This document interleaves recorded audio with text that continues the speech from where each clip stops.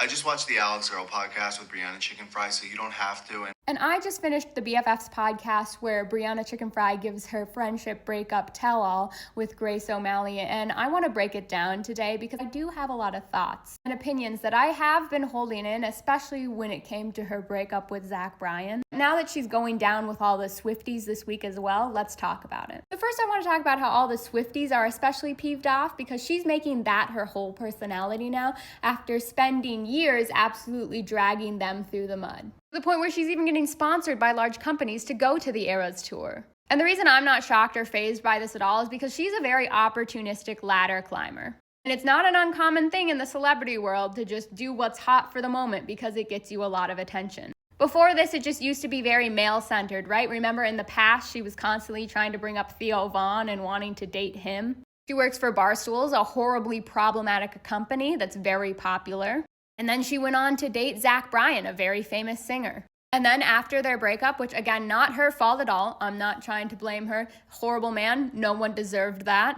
I'm uncertain why she didn't choose to do an in-depth tell-all on that, and instead she did a tell-all on the Grace breakup. She did two things, one that pissed off a lot of other people, and one thing that pissed me off especially. The first is that she noticed that the Swiftie community was one that could really rally behind her in that time, so she is chasing those coattails now, clearly trying to get Taylor Swift and that girl group's attention and wanting to be a part of that as her next step in fame. From purely like a shallow marketing PR perspective, girl power Swiftie famehood is a very easy marketing angle to play. The thing that especially pissed me off about it is that during all of this, one of the reasons she gave for why she was coming out with her story and being a Swiftie and all this is because there was a lot of fear from women given the results of what happened here in November. And that set me off personally as someone who busted my butt on the ground level because I didn't hear a peep from her. We would have loved to have her come up and say something before all this went down, but instead she stood by her trumpet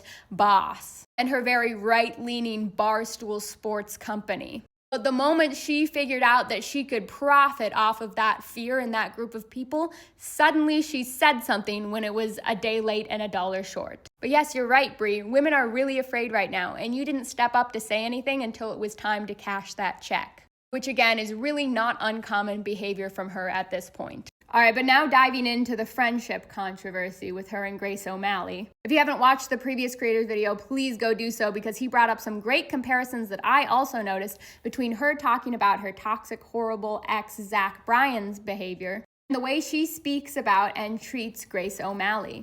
She was on this podcast, she talks about how, he would do that thing that narcissists do, where they would do little things for you and then hold them over you for forever. And a lot of the time she spent on BFFs talking about Grace O'Malley, she talked about how she did everything for this girl. She gave her a place to live, she gave her a job, all the things she did that she's now holding over her forever. Talked about how it's so easy for them to be there for you when you're down bad and not when you're doing well. And yet this friendship breakup comes at a time when Grace O'Malley's career is actually starting to really skyrocket and take off.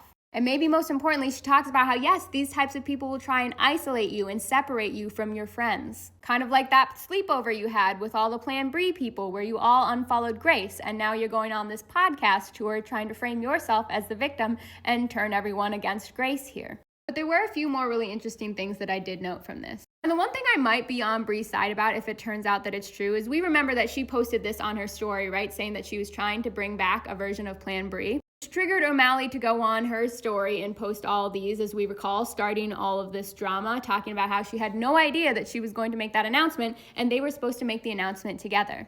But Brie on this podcast clarifies that yes, we were supposed to make this announcement together, and they tried to, but Grace won't respond to them, and they've been trying to coordinate some sort of a joint statement for a while. So due to Grace's lack of cooperation, she just decided to finally announce it herself.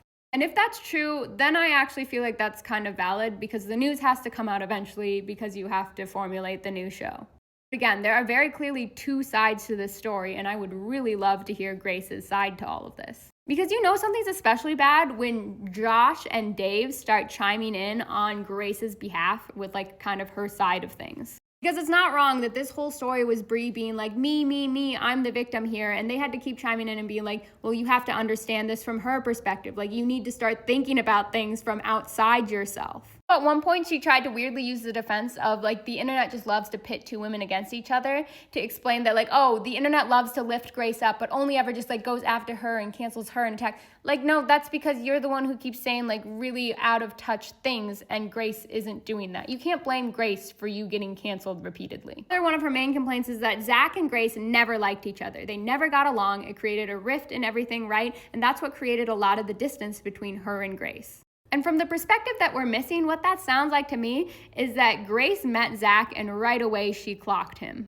Even Josh make it pretty clear that she saw the way he treated you and the way he treated everyone, and she was not having it. And as someone who has been there with a friend in a bad relationship, yeah, there's only so much that you can stand by someone with as you're trying and begging them to leave before you're exhausted, and you just have to put up your boundaries and you have to walk away because it's harming you too. And at the end of the day, Bri, you chose your boyfriend over her.